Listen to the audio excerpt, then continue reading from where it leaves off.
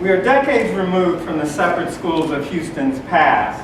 Still, you would have to forgive your precocious third grader if, after having heard your tales of the demise of Jim Crow in the city, she tucked on your sleeve on a tour of one of our historically African-American schools and whispered, so only you could hear, "Daddy, I think this one is still segregated." It is true, our historically black schools are not simply black in the past tense. I don't know if I'm doing this right. There we go. The three Negro high schools highlighted on the front page of the Houston Post following the Supreme Court's ruling in Brown v. Byrd, Yates, Wheatley, and Washington high schools, remain black to this day in ways worthy of some reflection. The present student populations of Wheatley and Washington, for instance, mirror many of the larger demographic shifts the city has undergone in the decades since the Brown ruling. And at those schools, they are now home to some very sizable Latino populations.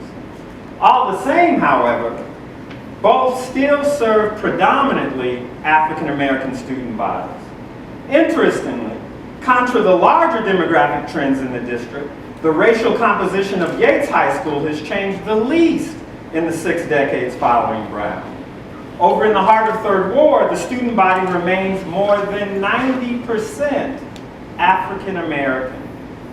As far as the race of its students is concerned, at Yates, it is as if nothing changed. In one sense, there's a very easy explanation for all of this. One even hinted at in the graphic from the May 18, 1954 edition of the Houston Post for a story published the day after the Brown ruling. On the map showing the city's then 9 senior high schools, the legend explains certain markings around the African American schools, and you can see these little shaded areas on that City of Houston map above. And the legend reads, "The shaded areas show sections of the city where there is the heaviest concentration of the Negro population."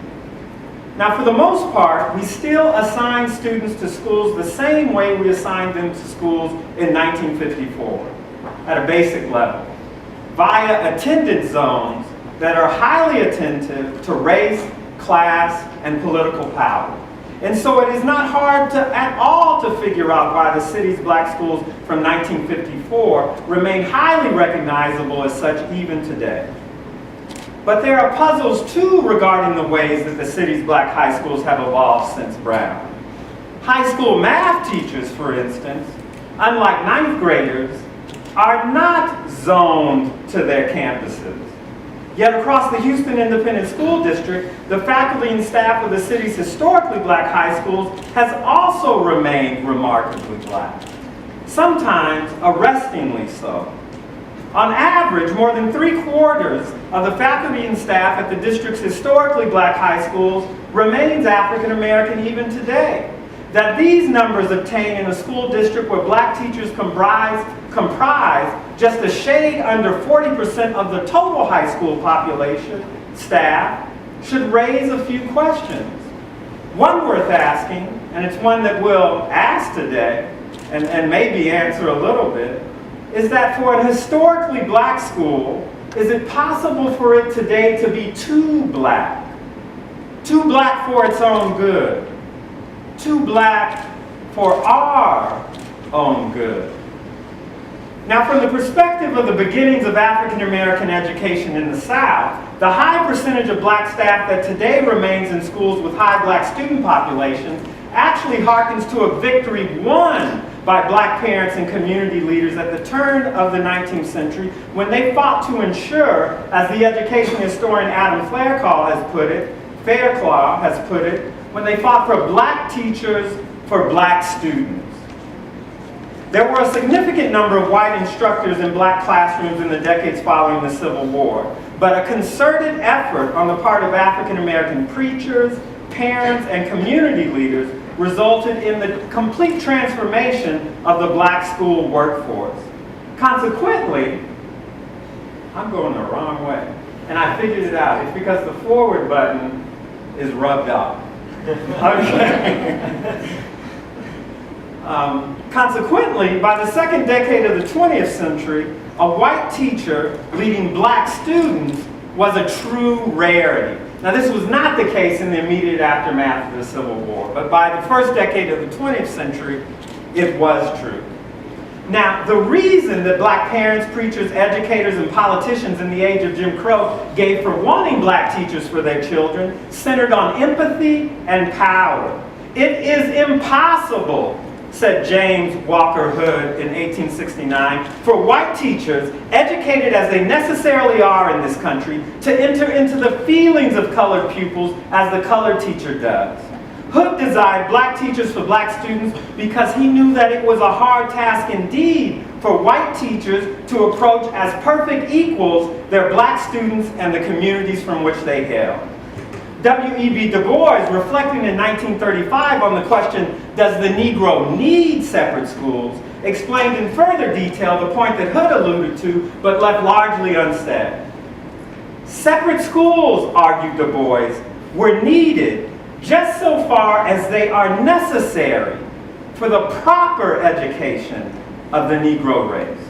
And the proper education of the race, or for any people for that matter, according to Du Bois, required, among other things, sympathetic touch between teacher and pupil, and contact between teacher and pupil on the basis of perfect social equality.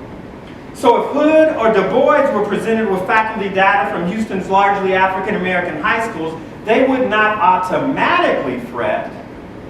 They would be inclined, rather, to see the situation as enabling the kinds of relationships between students and teachers that are among the prerequisites for imparting a true education. Black boys and girls, Du Bois argued, benefit from being taught by teachers of their own race who know what it means to be black in the year of our salvation, 1935. If he was writing today, he would say 1935, say 2015. Now, interestingly, this is a point, the efficacy of black teachers working with black students, on which present-day liberals and conservatives admit to some agreement. In the teeth of the Great Depression, Du Bois himself imagined that it would be a long time indeed before the foundations of racism and inequality on which the country were founded would be worn away enough to make integrated schools a risk worth taking when the actual lives of black students, as opposed to the principles of their champions, hung in the balance. Now, it is worth asking currently whether the observations and assumptions at the heart of black parents' late 19th century strivings to secure black teachers for their children still hold true. In the age of Obama, are black students still, by and large, disadvantaged by white teachers? And are black teachers still, by and large, to be preferred? There is certainly an interesting literature on whiteness and racial bias in American schools. And even when this work is alarming, it is also hopeful in ways that makes clear that 2015 is not 1869, when Bishop Hood admonished his listeners, "I do not think that it is good for our children to eat and drink daily the sentiment that they are naturally inferior to whites, which they do in 3/4 of all schools where they have white teachers." That does not hold true today. That much is clear.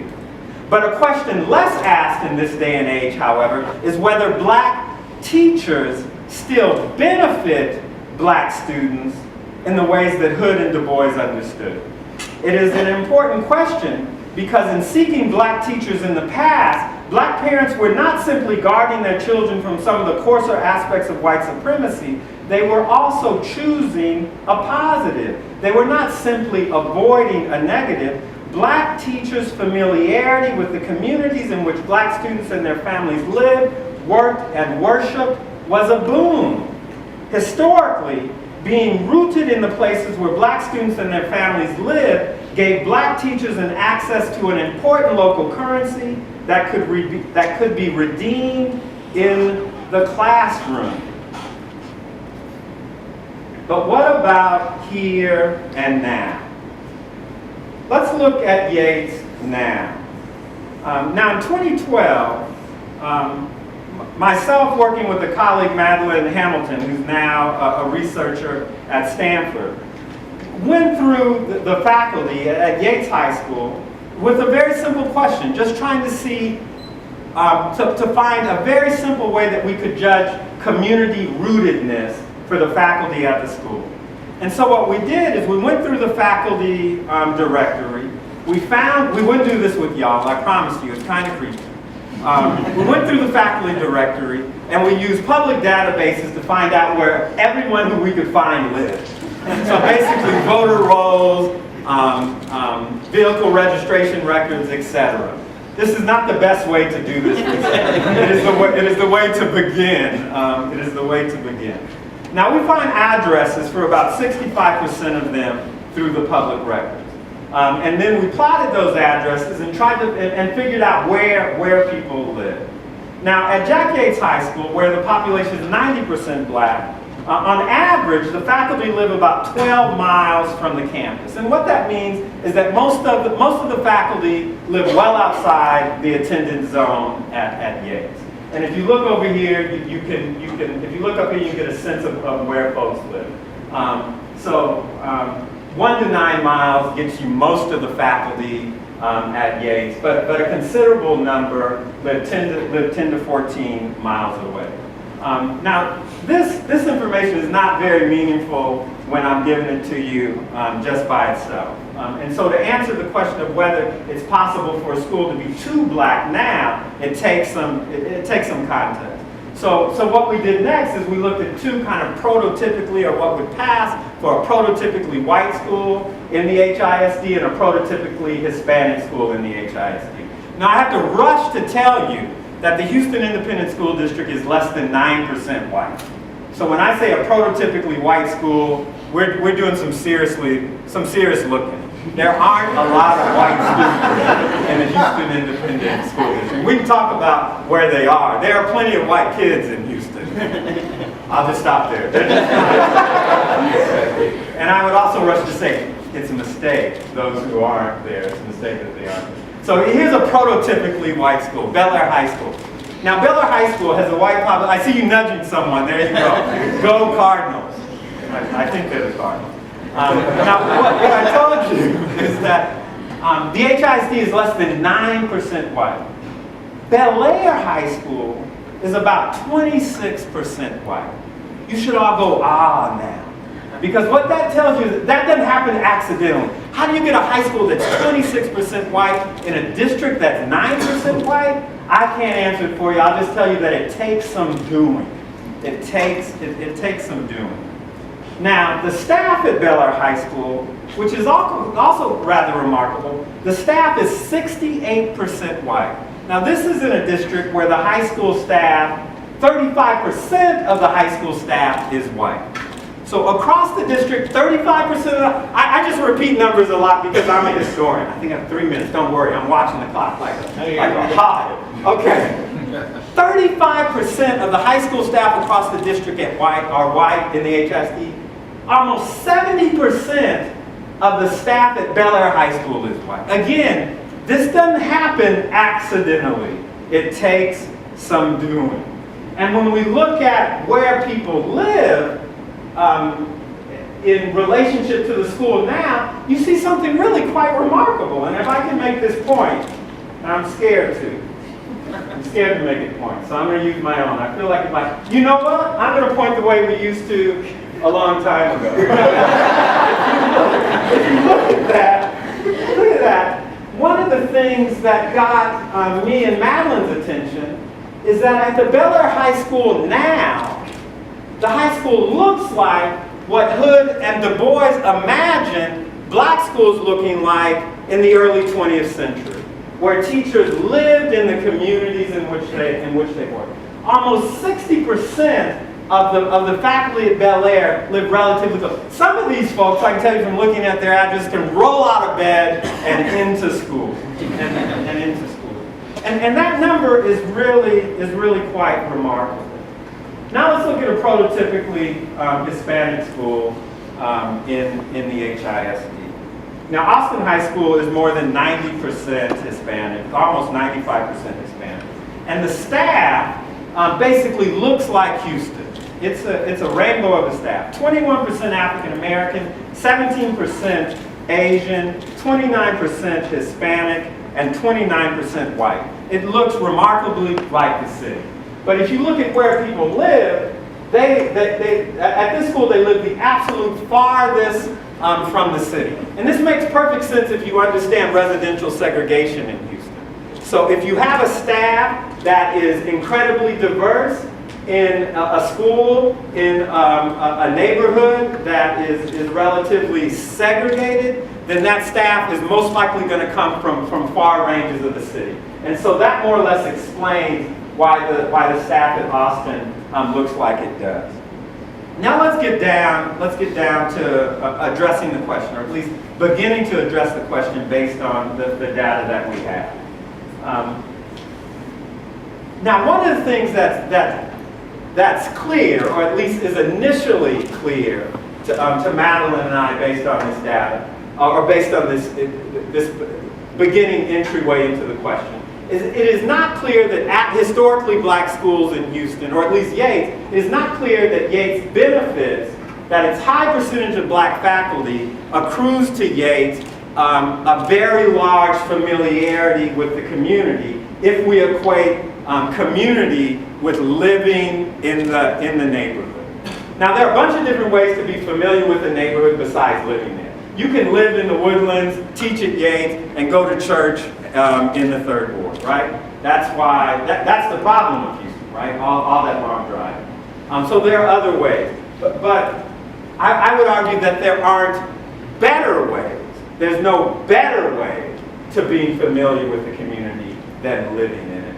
And at Yates, that high black population doesn't seem to accrue that type of familiarity. Now, there's a second bit of literature that comes into play when answering this question. It's the literature research on problem solving. And it's the research on problem solving and diversity. And it goes something like this. When you have a really hard problem, a really tough problem, you want the most diverse team that you can addressing that problem. Hard problems benefit from diverse teams, not easy problems. If you just want to, do I go to Whataburger or Burger King? That's an easy problem. You and your roommate can figure that out. Okay? But difficult problems require diverse teams. And what's amazing from the data here is a school like Yates doesn't seem to be accruing automatic benefits from having a very black teacher population and thus having folks that are really attuned to the neighborhood. It also is not benefiting from having a very diverse staff, right? A very diverse staff. And so maybe the answer to this question is yes, it is possible for a school to be too black. But I want to end, or at least with Bel Air. Because Bel Air seems to have done something quite remarkable. In my church, we call this your walking time. When you have 30 seconds and you walk away still talking. What happens at Bel Air that's truly remarkable is they seem to have, by some way, gotten the best of both worlds. They have a not insignificant amount of diversity in the faculty and staff, right? And they have a close proximity for a significant portion of that staff being rooted in the neighborhood. And that's another question worth asking is, how did they do that? And it, like everything else at some schools, it is probably not an accident.